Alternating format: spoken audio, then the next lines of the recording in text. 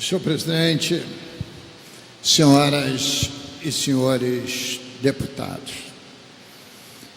começamos aqui a nossa legislatura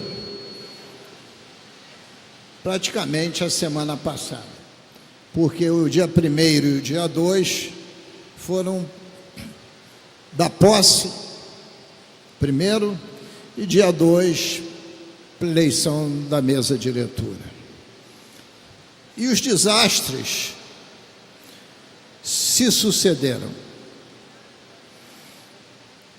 Primeiro, a grande tragédia de Brumadinho. Segundo,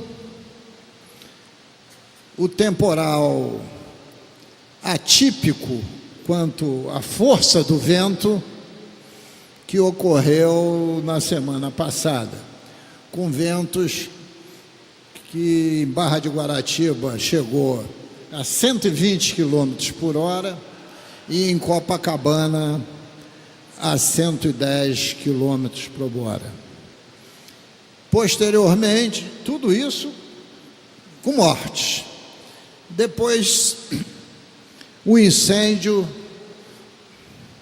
no CT do Ninho do Urubu, né, em que feneceram 10 jovens cheios de esperanças e com um futuro imenso pela frente. E no dia de ontem, por uma queda de helicóptero lá em São Paulo, morre o grande radialista e também o piloto de helicóptero. Evidentemente que somos solidários com as famílias de todas essas vítimas. Vítimas que foram objeto, em grande parte, da irresponsabilidade de gestores públicos e, na maioria das vezes, privados. E vamos começar por Brumadinho. Quando se fechar o número de mortos e desaparecidos, seguramente o número final vai passar de 300, porque hoje já o é. 300 pessoas vitimadas porque a Vale, a segunda maior mineradora do mundo, optou por uma tecnologia ultrapassada, intitulada de barragem de rejeito a montante, que ela própria, Vale, já detém tecnologias mais avançadas. E por que se manteve, como tem outras barragens, em tecnologia atrasada com tanto risco?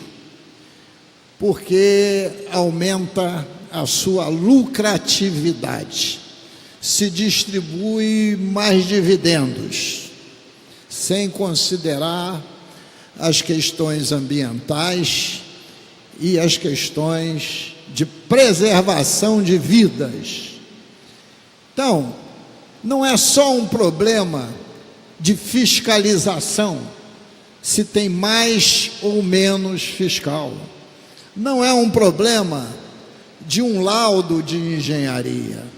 É um problema de uma cadeia de responsabilidades em que, no topo dessa cadeia de responsabilidades, está os gestores da Varig e, muitas vezes, conciliados com altos dirigentes do poder público. Porque não vamos esquecer que o Estado brasileiro precisa, deputada Marta Rocha, ser desprivatizado, porque como o governo federal tem o voto de Minerva para indicar o presidente da Vale, e foi esse indicado, já estão brigando para indicar o sucessor, já prevendo a queda e que irá acontecer desse que está aí, há nessa leniência um acordo abjeto do poder público com o poder privado e vice-versa. Então, ali está caracterizado uma cadeia de responsabilidade que tem que ser desmontada de cima para baixo. E essas investigações terão que considerar exatamente essa cadeia de responsabilidade, porque são mais de 300 vítimas que estarão desaparecidas da face da terra. Umas, talvez 50%, com os corpos encontrados e identificados, e outras desaparecidas. Aí chegamos no grande temporal de verão da cidade do Rio de Janeiro. Qual é a novidade? Desde que o mundo é mundo, desde que a cidade é cidade, essa região, é só pegar os livros de história, desde que a cidade do Rio de Janeiro tinha 50 mil habitantes, em 1808, que essas chuvas imensas de verão aconteciam. Qual é a novidade? A novidade foi o vento extraordinário. E qual é a cadeia de responsabilidade? Não houve mobilização, nem aviso para a sociedade que isso iria ocorrer. Aí que está a cadeia de responsabilidade. Porque hoje, com os sistemas de radares, há como prever com antecedência esses fenômenos naturais. Todo mundo está lendo na internet, se anunciando para o dia de amanhã, que possivelmente o vento poderá chegar a 80 km por hora e muitas chuvas ocorrerão. Então, novamente, cadeia de responsabilidades. Além do mais, senhor presidente, vou para o acidente do ninho de urubus, do ninho dos urubus, do meu querido Clube de Regatas do Flamengo. Evidente, para quem interpreta o fato, que aquilo eram instalações provisórias. Instalações provisórias não estão sujeitas a habites. Se você ver os 6 aparelhos de ar-condicionado, eles estão ligados em série, sem nenhum disjuntor, nem para os 6, nem individualmente para cada um. E no contêiner, que só tinha uma porta, quem olha o contêiner de frente à sua direita, que fez com que todos os jovens, exatamente no ar-condicionado que explodiu à direita, pudessem se salvar, mas morreram exatamente aqueles que estavam no lado oposto, que não conseguiram chegar nessa porta. Então bastaria 2 portas para que não tivesse nenhuma vítima. O projeto foi aprovado? Não foi aprovado? No Corpo de Bombeiro, na Prefeitura, a cadeia de responsabilidade mostra que tem que se averiguar tudo.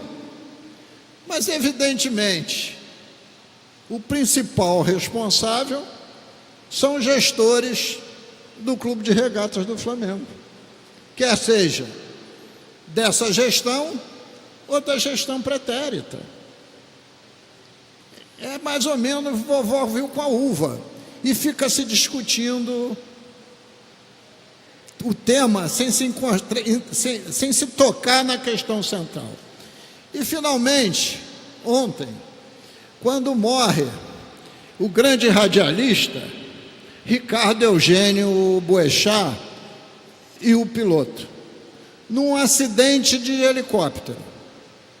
E aí a primeira notícia que vem é que era um helicóptero clandestino que não podia fazer frete. Então, na cadeia de responsabilidade, os responsáveis, donos pela empresa desse helicóptero, está no topo da linha. E também, evidentemente, averiguar o que aconteceu com o helicóptero para ter tido essa pane.